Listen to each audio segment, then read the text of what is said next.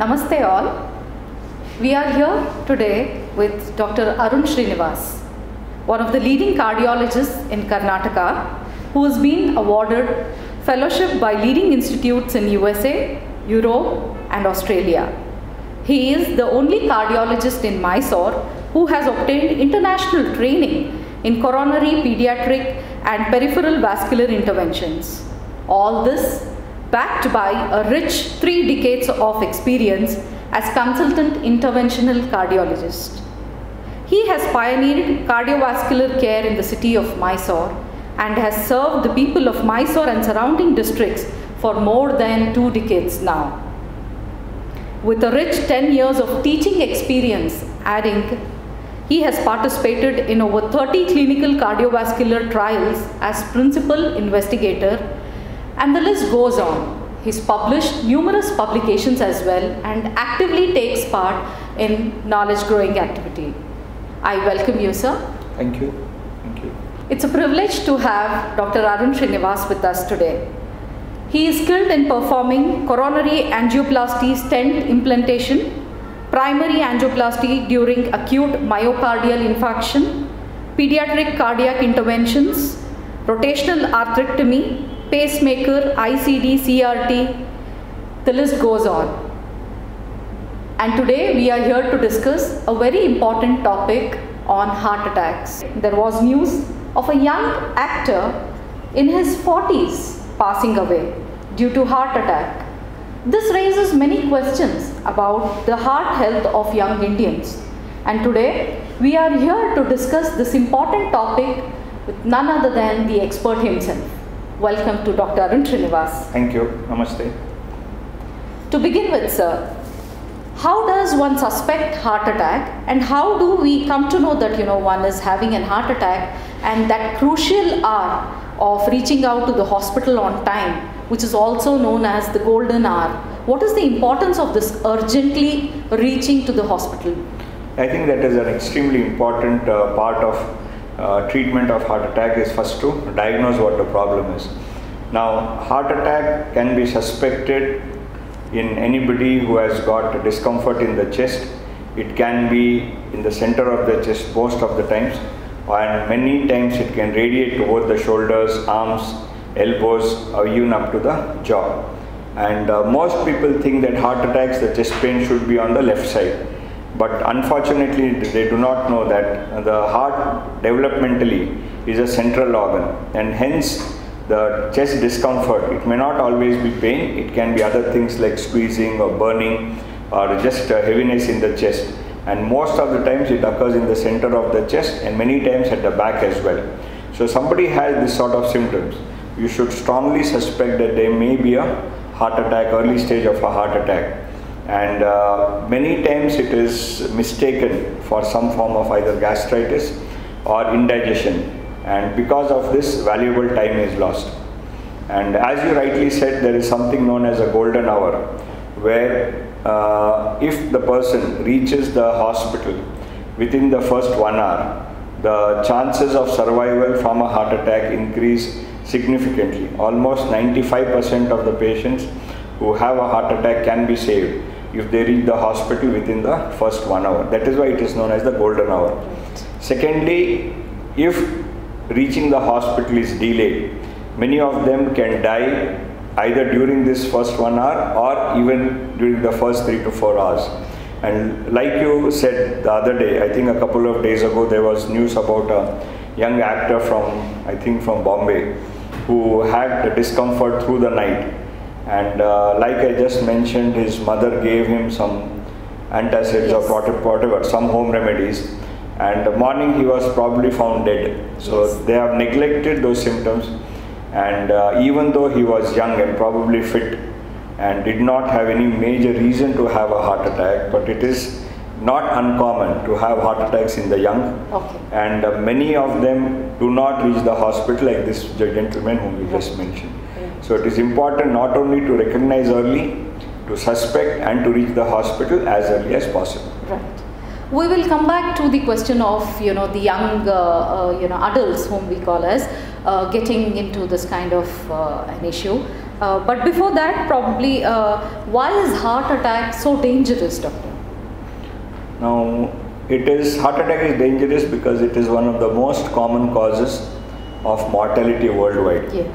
And almost 40% of mortality or death all over the world Yes. are related to heart diseases in general. Right. Out of that, heart attack is the most common cause amongst all the heart diseases to give rise to this excess mortality. Okay. And it is dangerous if neglected, but if treated early and treated properly, most of them can be saved. Right. And unlike other organs like liver failure or kidney failure, where it gives you a lot of time to Right. recover, reach the hospital and start treatment, whereas heart attacks can be dangerous or Yes. can be fatal Yes. within a very short time, That's right. and that is why it is considered very dangerous. Right. Unlike larger cities, the metropolitan cities where commuting becomes a traffic is an issue. So how does one ensure that they reach hospital on time, doctor? That becomes a critical because Yeah, that is why you have Time. ambulance services in most cities all over the world. And if the most important thing is to call for the ambulance, or if you are close to the hospital, if you have help available, somebody can take you to the hospital, that would be fastest. Because then it saves you the time of the ambulance traveling both ways. It has Yes. to come from the hospital to the house and from the house back to the hospital. Right. Now, if help is available or transport is available, the fastest way would be for the person to take help and reach the hospital. Yes. One thing important here is he should not try to drive, Right. and he should not try to go alone. There Yes. has to be help, because on the way suddenly he might collapse and Right. nobody will know what happened to Yes. him. So it is important that they try to reach the hospital early. Yes. If possible in their own vehicle, if they have a four-wheeler, or if somebody can help them, some neighbor or friend. Yes. Or if that is not possible, then they should call for an ambulance. Right. So this is an important message for the onlookers as well. Whenever you suspect somebody having a heart attack, please do not hesitate. Immediately call for an ambulance. This is the first step that you need to do. So how can we help these patients again from when they have an heart attack and prevent heart attack related deaths? Now, heart attack related deaths can be prevented by re-establishing the blood flow to the heart. Now, heart attack is a problem which occurs when one of the major arteries to the heart is blocked, and that area of the heart muscle which is supplied by that artery, because of no blood size, starts undergoing what we call as necrosis. Okay. That is what is called myocardial infarction or heart attack. Now, in this particular situation, it is important to re-establish blood flow to that particular area, and that can be done best by doing what we call as a primary angioplasty. Okay. And in such cases, if facilities are available, if they have a heart unit close to their house, they should reach there, and primary angioplasty remains the best treatment for heart attack and to prevent mortality. Right. And in smaller towns where cardiac facilities are not available, in such areas they can use a clot dissolving medication Right. called thrombolytic therapy, Okay. which is good if given immediately within the first 2 to 3 hours of the pain. Okay. And if it is given within 2 hours, many times it works as well as angioplasty. Okay. But again, that has to be given early. Okay. If it is given late, then in such cases it works only in about 30% of patients. Okay. So the remaining 60% still will have a blocked artery, and the risk of heart attack remains. Okay. Right, doctor. So we have recently come out with the second wave of COVID. So what impact has COVID had on cardiac patients and the heart diseases? Yeah, we all know that COVID affects elderly people more, and the mortality in elderly people is more, especially if they have other risk factors like hypertension, diabetes, heart problems, etc.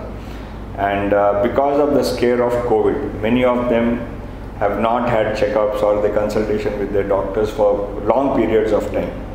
Very regularly we get patients who have not seen a doctor for more than 2 years because of the scare of COVID. Now, such patients, their condition can worsen, and many of them, because of various reasons, predominantly financial, have either cut down and stopped their medications, and many of them, their blood pressures and diabetes are haywire now, out of control, because there have been no checkup. They are at a very high risk for what we call a sudden cardiac death, Okay. because of very poor control of their blood pressure, diabetes, not having regular checkups, and also because the overall heart condition can get worse over a period of time. And that is one aspect. Second thing is, because of the scare of going to large hospitals, even many of them have the symptoms of chest pain or discomfort or sweating or breathlessness.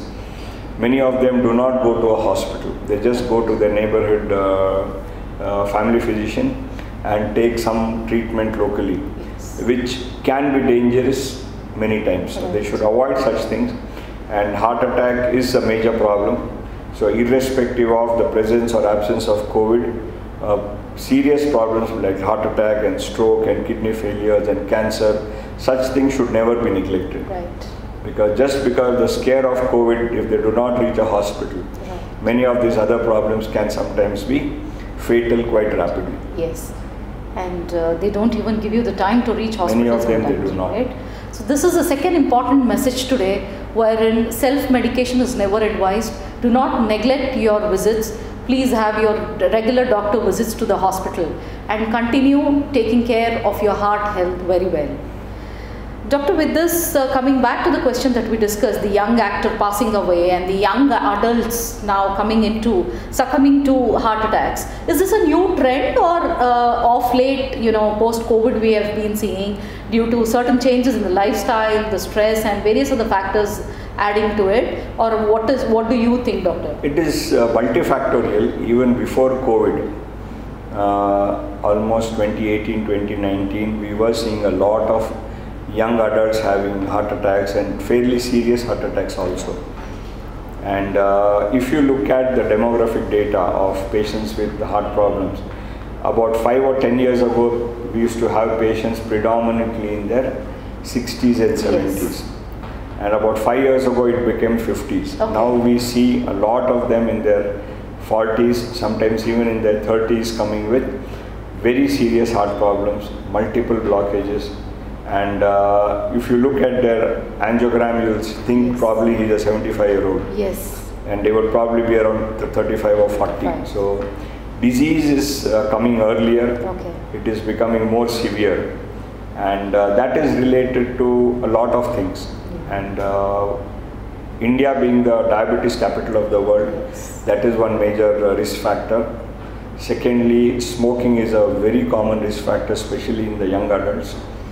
Thirdly, as you rightly said, stress of daily life is increasing Yes. on a yearly basis, whether it is financial or whether it is family stress or pressure at workplace, Yeah. lot of targets, lot of competition, lot Yeah. of problems within the organization, many places. Many of them are losing jobs. Right. And financial pressures in the last 1.5 years Yes. for everybody. Yes. There is no person in the whole world who has not been affected by COVID Right. in some way or the other. Right. So because of all this stress, heart problems are getting worse and they are coming earlier. Right. And we need to be vigilant and make sure that we do not lose precious lives Right. because of heart problems. Right, doctor. I was talking to a young group, they are into alcohol and smoking, but then yes, in moderation. But what is the impact of steroids or drugs that they take? I think that takes a toll seriously on the heart. very, very serious. That is all part of an unhealthy lifestyle. Yes.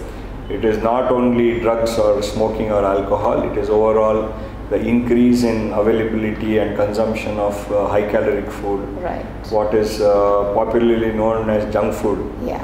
You eat outside, amount of the quality of oil that is used. Yes. Many of them are reused many times, and Right. that can be dangerous and even poisonous. Yes. And Multiple factors coming in. factors, stress. But is the there. youngsters, they just spend some time and they consider they are fit, but it works otherwise. It's a chronic problem of unhealthy lifestyle, Yeah. which they need to take care and make sure that the lifestyle improves. Right. And they are looking at a long healthy lifestyle. Only then they will do well. Yes. Rightly, as you said, Doctor, quickly, before we wind up, certainly we would like to take your advice and some tips to these young adults especially, how they can better their life, prevent heart attacks, and take care of their health in a holistic way, which encompasses everything. See, there is something known as non-communicable diseases, what is commonly called NCDs by a lot of experts. Now that includes many diseases which can be bad, which can be what we call non-communicable and what can be dangerous. Okay. And one common factor for most of these is obesity. Okay. And overall population with obesity or overweight has increased so much. Okay. That is again because of unhealthy lifestyle, affordability, a lot of eating out, lot of junk food, lot of functions, parties, all those things and the amount of time people spend in physical activities has gone down drastically. Yes, that's the difference. And the common notion, say about 20-30 years ago was you have to look prosperous and you have to have eating is considered something good. And middle-age spread was considered as normal, means you put on weight after the age of 40 or 50. But now we see children in their teens or the school children, almost 10 to 50% of them can be obese.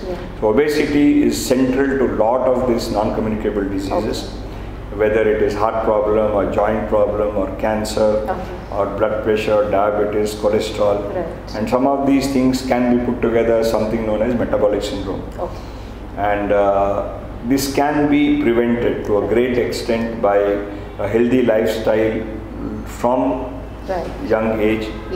And young parents need to set an example at home for their children by getting up early, doing some physical activity, having a healthy diet, spending time with each other. So a lot of these small things, you set an example for your children and to follow a healthy lifestyle and make sure that they are engaging in some physical activity. Engage, and as you said, doctors today, the devices and they are so secluded. Most of them spend a lot of time on their iPads, computers, cell phones, smartphones, etc. So all those things need to be reduced to a significant extent. And healthy lifestyle is one of the most important things, what message I would like to give people. That to prevent this non-communicable diseases becoming such a big epidemic that instead of living till 60s and 70s, we'll all start dying at 40s and 50s, which will be sad. So I would request everybody to have two things. One, have a regular checkup, make sure your parameters are all okay, your blood pressure, your diabetes, your cholesterol, etc. Your weight, most important. And eat a healthy diet, exercise regularly, at least for about 150 minutes of good vigorous activity per week. So that would be helpful, and in the long run that is something which will be good for the whole society.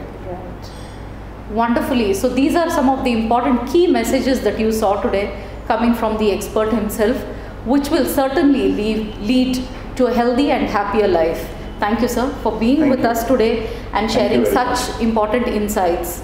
Thank you.